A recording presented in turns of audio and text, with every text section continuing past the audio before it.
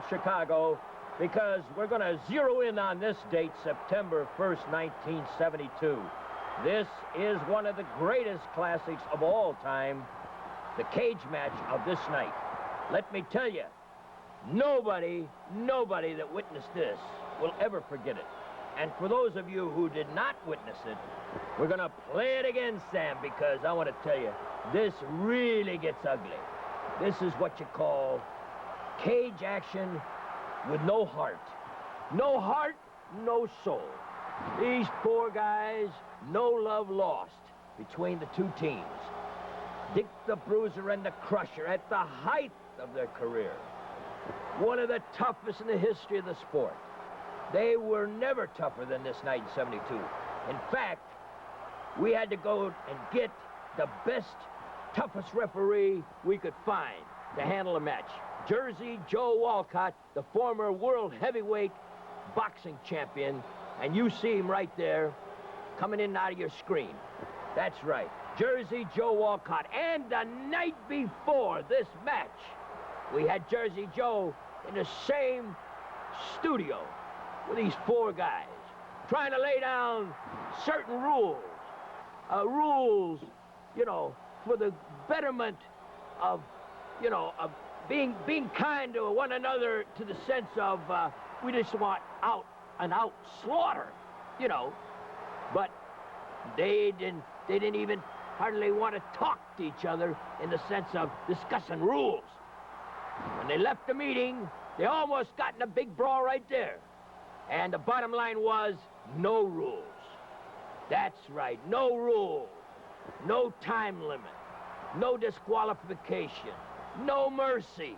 Those were the rules that they decided on. And brother, this is the way it unfolded.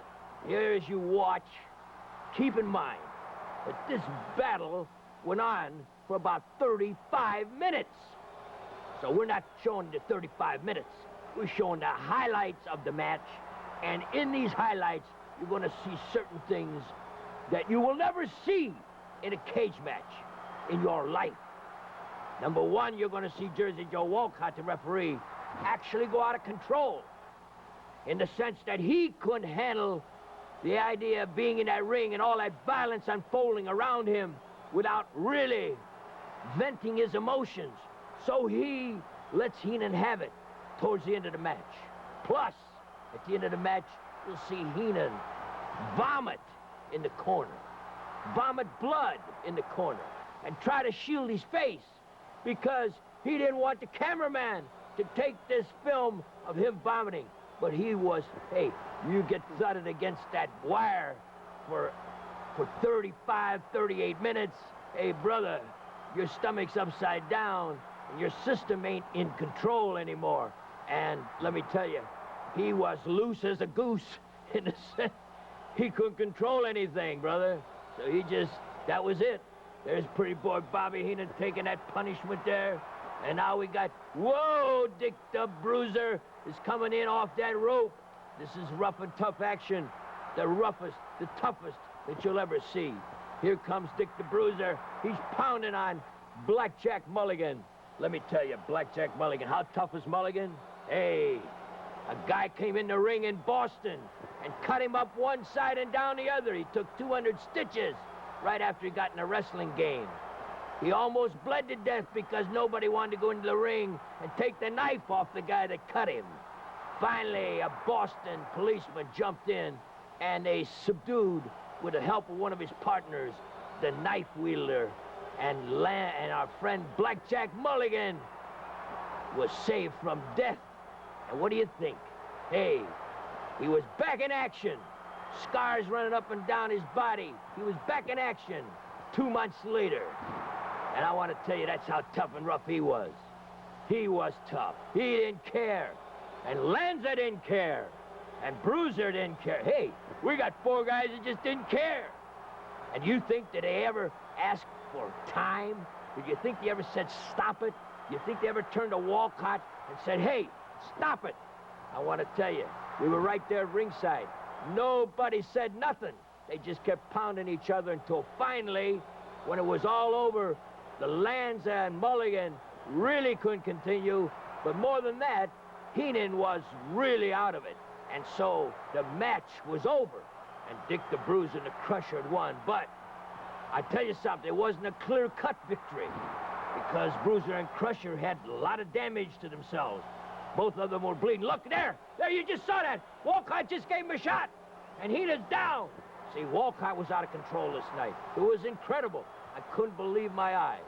Here we are at Soldier Field, site of the Bears, where they play them great wild and woolly football games. Them great NFL stars pounding on each other. I'll tell you something, Soldier Field never had 4 guys pounding like this in any football game you'll ever see. And there they are trying to escape now. You think they're trying to escape for some unusual reason? No, they're just trying to escape the punishment. That's all. They just want to get out of there. They want to get away from the punishment. Hey, the blows are raining on them. I'll tell you something. Look at, they grab Heenan, pull him around. There, you see Mulligan bleeding. Now, Walcott's already, he counted him down, and that's it. Walcott says, look at, that's it. That's the pin. That's the match. But look at Lanza. Lanza says, wait a minute. There is no time limit, but there is in this sense. See, Mulligan has hurt his knee, but still he could continue. But this is, now look at this, is ugly. Look at this. Heenan throwing him into that fence. That's what you call sadism, brother. That's what you call monstrousism or whateverism. This is bad. This is what you call brutality in wrestling at its worst. And don't ever forget it, fans. Don't ever forget this match, because this was the wildest, greatest, the most brutal cage match ever. And it's a Hall of Fame classics that will live forever. And every time it's played, wherever it's played, people are going to go and flinch and maybe cry. And they're going to scream and they're going to moan. But that's all right. We want you to see the best of the best on the Hall of Fame Classic. Now Heenan's throwing up. Hey, that's what I call, hey, he gave it all, Bobby boy. You gave everything you had. And I know that you don't like us to see this, but let's show it to the fans to see what ugly is in wrestling. That's where it was then.